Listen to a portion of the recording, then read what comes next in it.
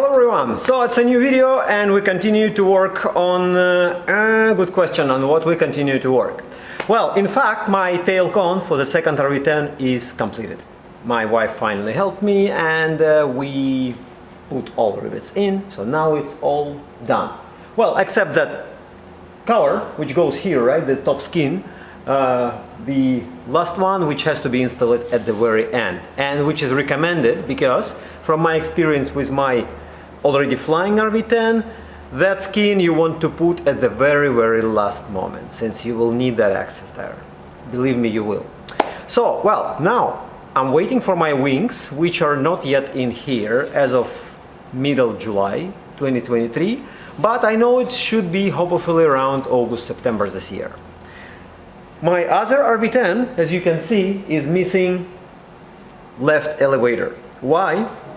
Well, I'm not alone in this problem, but when I was drilling the horns for the elevators, I little bit screwed up, to be honest. And probably because I didn't fix them correctly in a flat. Anyway, I had a slack of like 1/16 of an inch.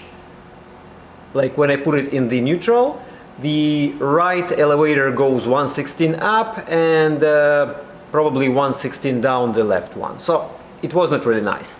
And I had like and I still have probably, I don't know, my left wing is too heavy, so I have always to trim to the right. And well, finally after like 50 hours of flying, I decided to fight all those issues because, well, because I'm tired of trimming my airplane after takeoff. So first I decided to work out the issue with the elevators. I want to make them perfect. For that purpose, I removed the elevator. Now what I'm gonna do, because the horns are made out of steel, I have a good friend here and he will weld that incorrectly made opening for me today. We will put a piece of the steel on top, so we'll weld a little piece of the steel on top to make it like firm. I will re-drill the hole and hopefully I'm gonna get it now all straight. So that's the first. I want to fix my left elevator. Well, that was a long introduction, but hope it was useful, interesting for some of you. And well, now I don't even know if I'm gonna continue to work on this tail cone, installing something inside, or I'm gonna do more work on this airplane, but you will see that in this video. So let's keep making this video, and at the end you will see what I finally decided to do. Let's go! Упрись! Готова? Да. Покажи, что получилось. Отлично. Теперь у нас будет другая сторона. Отлично. Скажи, когда готова будешь? Готова. И рядышком с ней еще одна. Скажи, когда будешь готова. Готова. Все? Все? Все. Well, this morning, me and my friend decided to fly my airplane. Outside is about outside is about 21 degrees Celsius at that moment, at 7 a.m. So it's about 71, 72 Fahrenheit. And once we hit the 4,500, its inversion and temperatures there was about 32 Celsius. 32 Celsius, it's, well, about 100, right? About 100 Fahrenheit. Anyway, my oil immediately hit the 235, 237, 240. My alarm goes on and we return it to the field. So it's time to replace oil cooler. And yeah, imagine I came in a white shirt. I wasn't planning to work, but at least I decided, since this happened, I decided to get prepared. So my original oil cooler, I haven't removed it yet though. It has this one has 1, 2, 3, 4, 5, 6, 7, 8, 9, 10, 11, 12, 13. This one has 13 rows and my original oil cooler has only 10 rows. So I guess this should be better, right? 13 versus 10, so it should give me some improvement. But yeah, my original oil cooler is even smaller than this one. I'm surprised. It's not something I got from Vans, or it was from 540 used one. This one is a good oil cooler from Niagara Thermal. It's 2006A, which is exactly what is proposed by Vans to use in RV10. So we will see. I mean, those temperatures like I hit today are not usual here, but maybe with all this global warming it becomes usual, I don't know. Anyway, so that's my plan. I cleaned it up. It was used actually. It was barely used, like for 160 hours, and the guy just replaced it by a bigger one because guy is in Texas. So I understand in Texas is much warmer. I used to work there.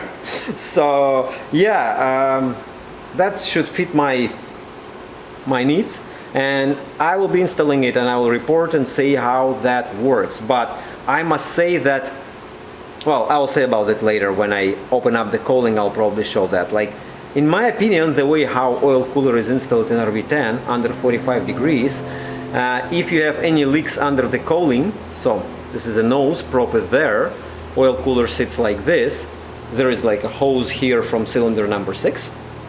So if you have any static leaks under the cooling from the prop side, from here, it will likely, not even static leaks because you have 2 cylinders or 3 cylinders which send air here, so it probably gonna a little bit block it, in my opinion. Like if your oil cooler is installed like this to the firewall, that's a firewall, it's probably gonna be better, in my opinion, because in this case you will have all air flow through the, like, to the bottom of the coal. When it's 45 degrees, my guess it's not very efficient, but I'm not the right probably person to guess, so I'll just replace it and we will see how it works. So those my oil coolers. At the right side you can see the one which had been just removed from the airplane. That's the old one, and if you count the lines here, those things, you will count up to 10.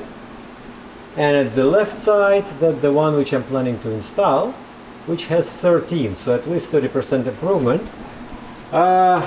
This one obviously no brain name, no one knows what this one is, but well, I guess this one will be better anyway. Yeah, there is no much numbering here except it says R92, 128, 470. I have no idea what is that. Anyway, so that's how it is, and the plan is to install the one at the left and try it. So here's our new, to me and to this airplane, oil cooler installed, and that's our 45 degrees cockpit, right? So, well, it turned out to be not that bad. I mean, I got it installed. Underneath of this silver paper there is a rubber seal inserted here on both sides, actually, just to protect the air leak on the sides. This is just, I mean, this is just for better look and just to hold that rubber piece. Well, I would improve this part. I mean, from my opinion, because this is like, oh, this is a rubber hose. I would just make it probably out of the fiberglass, just like fiberglass thing, just to ensure that air travels just perfectly there. So otherwise, yeah, my plan is to make a run-up, and that's something I was talking about, that 45 degrees, how air come in here, if there is a pressure here, and if not, all air goes down, but if there is some negative pressure on this side, so I mean the positive pressure on this side, so basically it's going to be technically deducted from the pressure in here, right? So if we have air coming from here, basically it goes through all cylinder heads, it goes right into that opening, and it basically goes into our oil cooler. But if we have a pressure from here as well, which we obviously have, not a fact that this pressure will not remove partially the efficiency of this oil cooler, right? Because technically less air will be passing by. So I don't know, I'll probably for next airplane we'll just have the oil cooler 90 degrees, install it like this, and we'll see. But for now, that's how it is. Not bad, not bad. We will see how it's gonna work. So, digital compass. Well, if regular compass is something what shows you always the north while in horizontal position, digital compass 3D can show you the north while it's in at any angle in any position. So basically, this is a digital compass. It has to be specifically installed into the airplane. In my case, it used to be installed here, right in the back of the spar. And the biggest problem was that this rib flexing, because it's a thin aluminum, and because it was flexing, the compass was actually flexing and moving too. So the only way I found to make it rigid, because compass has to be like one part with the spar, one part with the wing, it should not flex. So I'm installing here the doubler, the thick aluminum doubler, and on it, on top of it, I will install my compass. So basically that, and the spar is right here. So basically it will give more rigidity to my compass, and compass will stay like strong and it will not flex much. That's very important, otherwise you won't be able to achieve good results from the directional results on your EFIS. Well, we will see the outcome. I was fighting with the software and trying to eliminate the issues at software level for some time, but I realized that it's better to make it the right installation right away, and after that work with software rather than trying to fix the big error here, big input error at software output. I want to invite you to subscribe to my newsletter. Yes, I have a newsletter on my website, which is www.360avionics.com/store, and right away you can subscribe there to my newsletter. This will give you a chance to win at the end of this year Mini Unit 3 EFIS. Not sure if I updated you, but it's probably the time to update you about the results of my changes in the elevators.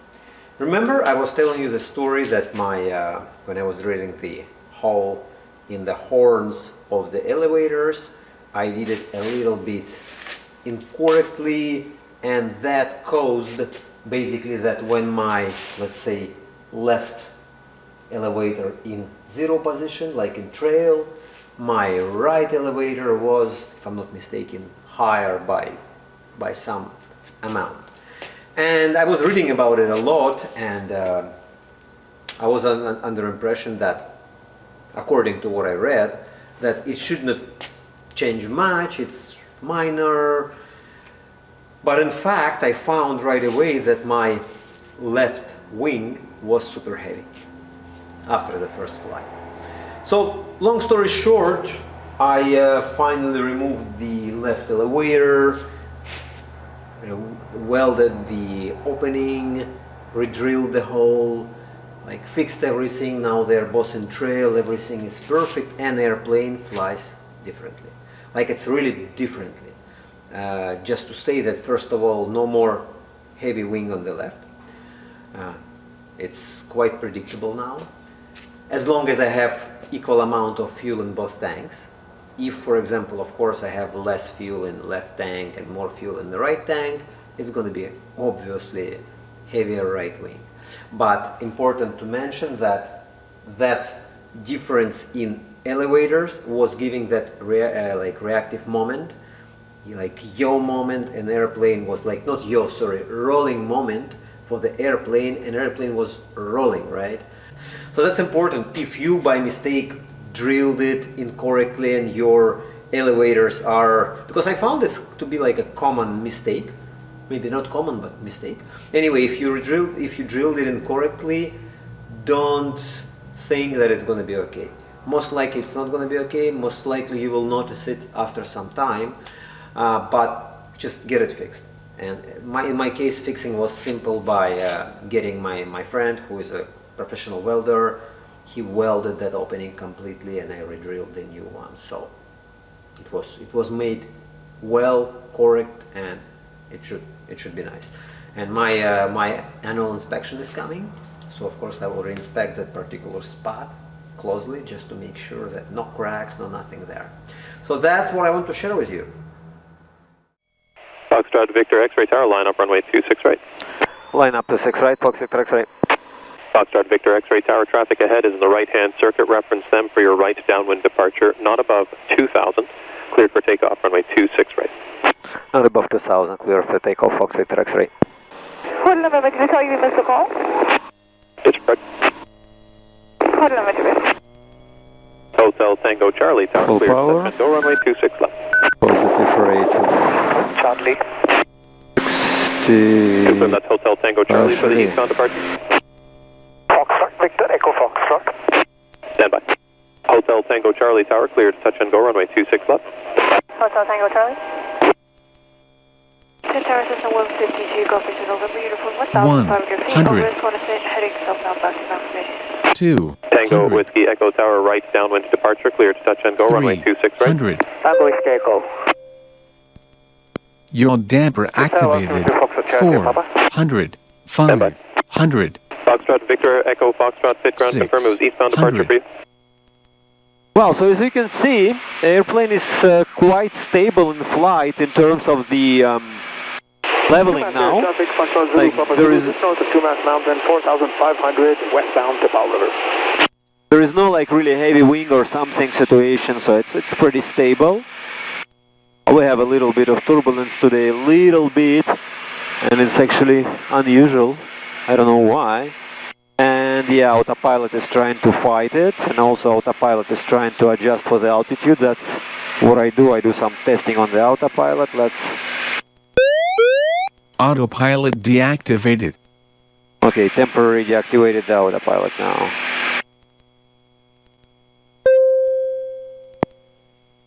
Switch fuel tanks.